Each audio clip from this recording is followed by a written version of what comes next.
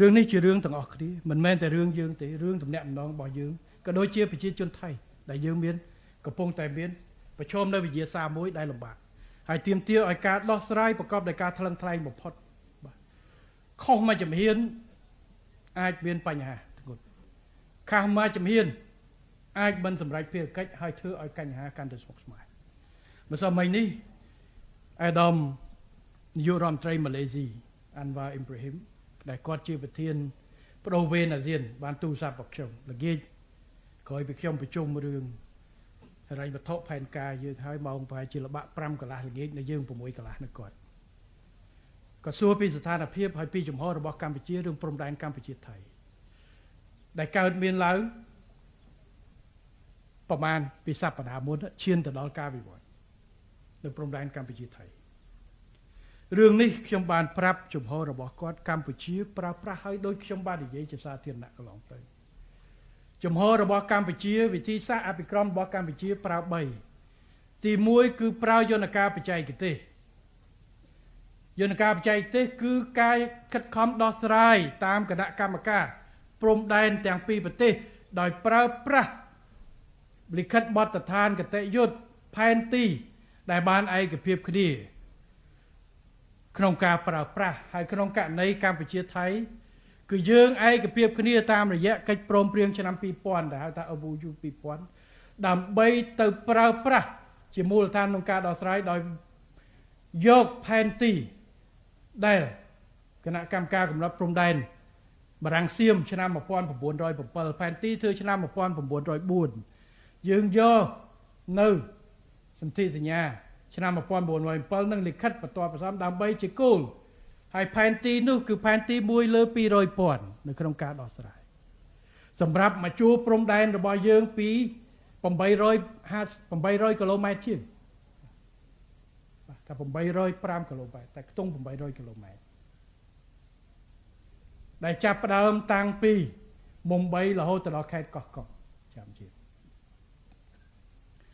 បើយន្តការនេះទៅមិនរួចយើងប្រើយន្តការអន្តរជាតិច្បាប់អន្តរជាតិទី1យន្តការច្បាប់អន្តរជាតិផ្អែកទៅលើមូលដ្ឋានដើម្បីដោះស្រាយគ្រឿងបច្ចេកទេសតែបើសិនជាអានឹងទៅមិនរួចទេគឺយើងប្រើប្រាស់យន្តការទី3ច្បាប់អន្តរជាតិកន្លែងខ្លះយើងប្រើភាគីទី3ដូចនៅព្រំដែនកម្ពុជាឡាវកម្ពុជាវៀតណាមយើងពឹងបារាំងរឿងការបោះពុម្ពជួយមើលរឿងផែនទីរឿងអីហ្នឹងបើថា2នាក់ហ្នឹងវាតច្រកទៅហើយយើងនៅរ៉ាំរៃទៀតក៏វាទៅមុខហើយហេតុអីបានជាយើងចង់ដោះបញ្ចប់ដើម្បីកុំឲ្យកូនខ្មែរជំនាន់ក្រោយរាប់រយឆ្នាំនៅតែសង្គ្រោះថ្មីដាក់គ្នាបន្តិចតិចរហូតទៅវាយគ្នាជាមួយប្រទេសជិតខាងដើម្បីបញ្ចប់ថ្ងៃមុនមានអ្នកខ្លះជេរសម្ដេចតេជោអ្នកនយោបាយមួយចំនួននៅក្រៅប្រទេសថាម៉េចរាប់រយឆ្នាំអីគេមិនយកមកដោះស្រាយហេតុអីក៏សម្ដេចតេជោយករឿងព្រំដែនមកដោះស្រាយសំណួរសួរថាក្នុងនាមជាមេដឹកនាំនយោបាយយើងចង់សង្ងំមួយខ្លួនណាទុកឲ្យកូនចៅខ្មែរនៅវាយគ្នារហូតទុកឲ្យព្រំដែននៅតំបន់មុំបីនៅអីហ្នឹងយើងអត់ដឹងថាពីណានៅពីណាអត់ដឹងថាដើរទៅកន្លែងណាគេមកចាប់គេចូលមកកន្លែងណាយើងចាប់ចូលវាយគ្នារហូតទេអត់ទេព្រំដែនហ្នឹងវាជាអកុសលពីជំនាន់រាប់រយឆ្នាំមុនប្រហែលជា100ឆ្នាំ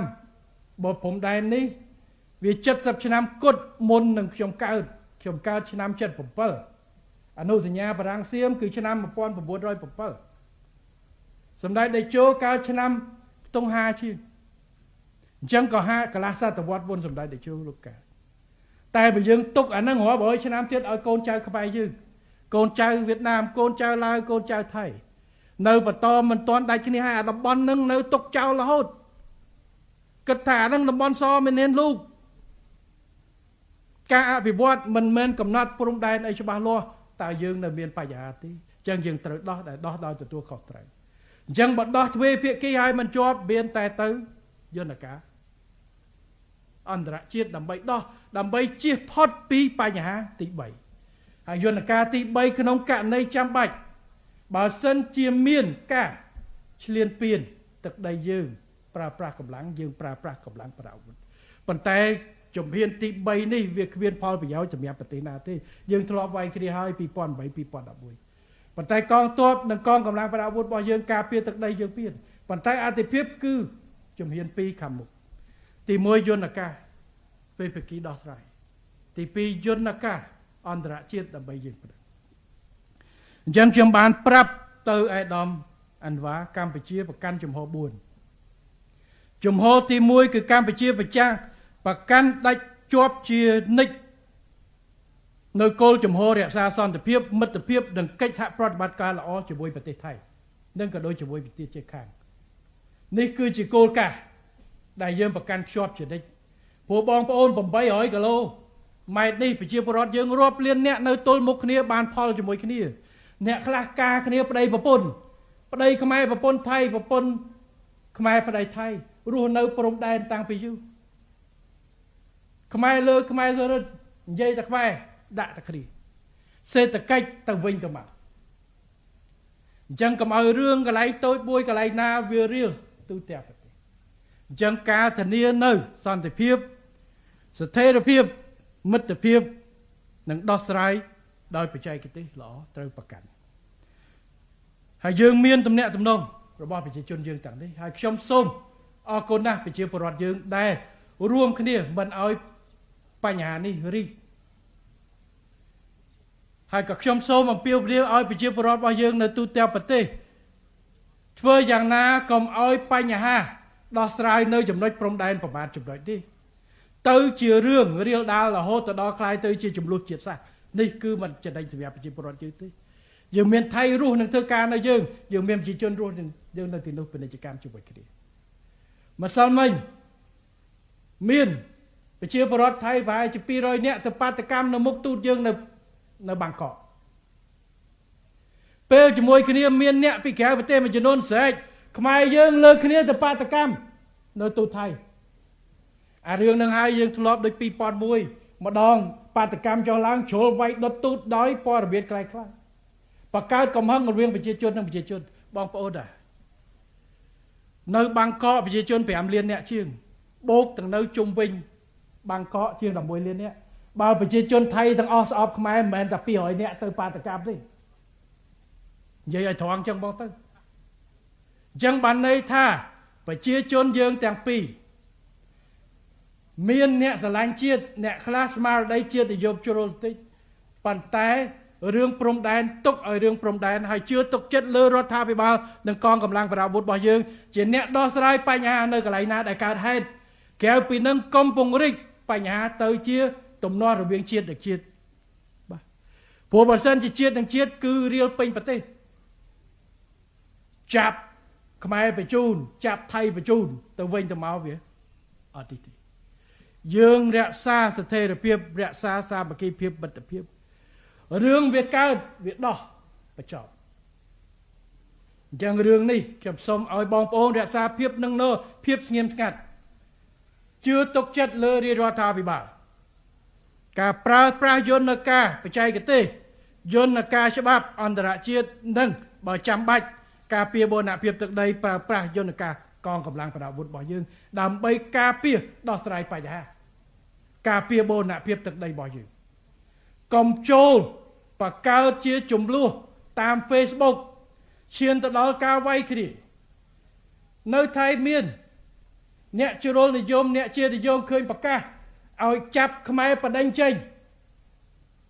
ឲ្យមានហាងខ្លះគេបាក់ឈប់លក់ទៅឲ្យខ្មែរតែសួរថាមកក្រុងបាងកកគ្រប់គ្នាតាមពួកគេទេអត់ទេ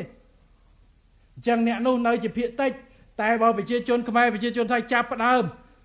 ជុលគ្នាឡងគ្នាទៅវិញទៅមកទូទៅវាបង្កើតនៅរឿងផ្សេងអានឹងហើយគឺជាបញ្ហាបាទអញ្ចឹងខ្ញុំសូមឲ្យកាន់គោលជំហរទី2របស់រាជរដ្ឋាភិបាលគឺការសម្រេចចិត្តរបស់កម្ពុជាដើម្បីយកបញ្ហាប្រាសាទតាមាន់ធំប្រាសាទតាមាន់តូចប្រាសាទតាកបីនិងតំបន់មុំបីទៅតុលាការយុត្តិធម៌អន្តរជាតិ ICJ គឺដើម្បីស្វែងរកដំណោះស្រាយបញ្ហាព្រំដែននៅតំបន់ទាំងនោះដោយសន្តិវិធីឲ្យបានឆាប់រហ័សឆាប់ចប់ជាស្ថាពរជាជាងបន្សល់ទុកបញ្ហានេះឲ្យអូសបន្លាយរ៉ាំរ៉ៃយូរទៅទៀតដែលអាចបង្កចំនួនតាមព្រំដែនហេតុអីបានជាយើងត្រូវយកចំណុច4នេះវាទៅមុននឹងទៅយើងត្រូវខិតខំដោះស្រាយបញ្ហាបច្ចេកទេសទ្វេភាគី យើងបានខិតខំហើយនៅកន្លែងនេះតាំងពី2000ជាងរហូតដល់វ័យគ្នា2008 2011ហើយថ្មីនេះចលនាជាតិនិយមទាំងសងខាងបានរុញទៅដល់បង្កើតបញ្ហា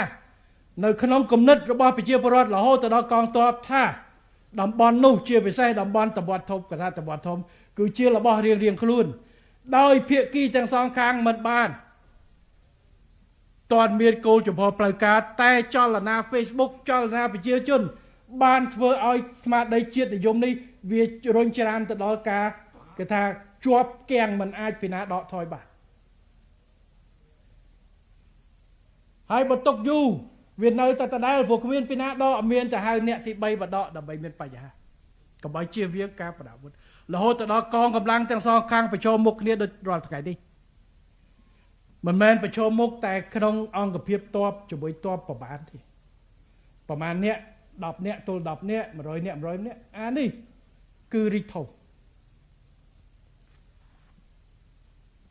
ដើម្បីបញ្ជៀសបញ្ហាយើងត្រូវយកកិច្ចការងារនេះទៅដោះស្រាយព្រោះអាចជំរឿសទី1វាគាំងហើយអាដោះស្រាយទ្វេភាគីនេះដោយសារភាគីយើងបានឯកភាពគ្នាតាម MOU ឆ្នាំ2000ប្រើប្រាស់ផែនទីឆ្នាំ1904បូកជាមួយនឹងសន្ធិសញ្ញាឆ្នាំ1907និងឯកសារពាក់ព័ន្ធអាហ្នឹង MOU និយាយចឹងតែដល់ជាក់ស្ដែងភាគីថៃប្រើប្រាស់ផែនទី1លើ50,000ដែលគូសឯកតោភាគីខ្លួនឯងភាគីខ្មែរក៏មានផែនទី1លើ50,000របស់ខ្លួនអញ្ចឹងយកឈ្នះរៀងខ្លួនទាញមកចូលយន្តការដោះស្រាយ MOU អត់ទេប៉ុន្តែឥឡូវអ្វីដែលជាប់គាំងគឺចលនាជាតិនិយមទាំងសងខាងនេះបានធ្វើឲ្យអានឹងដាក់គេហៅថាដាក់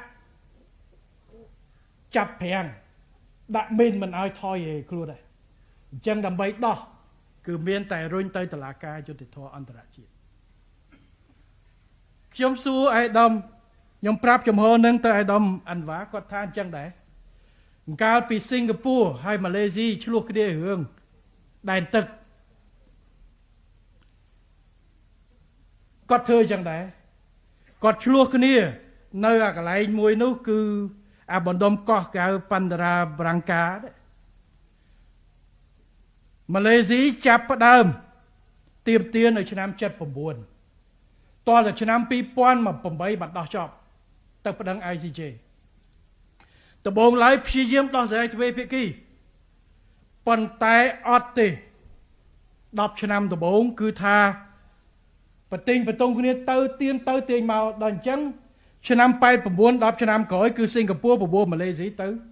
ICJ តល5ឆ្នាំក្រោយបានម៉ាឡេស៊ីឯកភាពទៅអញ្ចឹងធ្វើការរយៈ14ឆ្នាំក្រោយឯកភាពគ្នាទៅបានដោះស្រាយចេញព្រោះជាប់គាំងហើយអញ្ចឹងយន្តការទៅភាគីទី3នេះគឺជាយន្តការល្អបំផុតនៅក្នុងពេលដែលយន្តការទ្វេភាគីជាប់គាំងបន្ទង់គ្នាហើយជាពិសេសប្រឈមគ្នារហូតដល់ការផ្ទុះនៅក្នុងការប្រដាប់អាវុធដែលធ្វើឲ្យទំនាក់ទំនងរវាងប្រទេសនិងប្រទេសមានបញ្ហាអញ្ចឹងដើម្បីបន្លត់បញ្ហានេះឲ្យចប់ជាស្ថាពរកុំឲ្យនៅរ៉ាំរ៉ៃអាចវាយគ្នាទៅមុខទៀតឬមួយឆ្លោះគ្នារាប់សិបឆ្នាំទៅមុខទៀតដោយសារប្រភេទច្បាស់លាស់យន្តការទ្វេភាគីយើងបានឯកភាពគ្នាហើយតែមិនទាន់មានការអនុវត្តឥឡូវមានទាំងការជំរុញទាំងស្មារតីជាតិនិយមទាំងសងខាងធ្វើឲ្យថាដំណោះស្រាយតាមបច្ចេកទេសមិនអាចទៅទេព្រោះឥឡូវចាក់សោទាំងសងខាងហើយលែងទទួលស្គាល់រួចទៅហើយដោយសារស្មារតីនេះអញ្ចឹងមានតែហៅយកអ្នកតុលាការយុត្តិធម៌តែម្ដងទៅតុលាការបងទៅកាត់ទៅតុលាការកាត់យ៉ាងម៉េចកម្ពុជាទទួលស្គាល់និងទទួលយកដើម្បីបញ្ចប់បាទនេះគឺជាកិច្ចការសំខាន់មិនមែនការយកទៅតុលាការ ICJ គឺជាការបញ្ឆេះសង្គ្រាមនោះទេគឺជាការបញ្ចប់ភ្លើងជៀសផុតពីការប្រយុទ្ធគ្នាដោយមិនចាំបាច់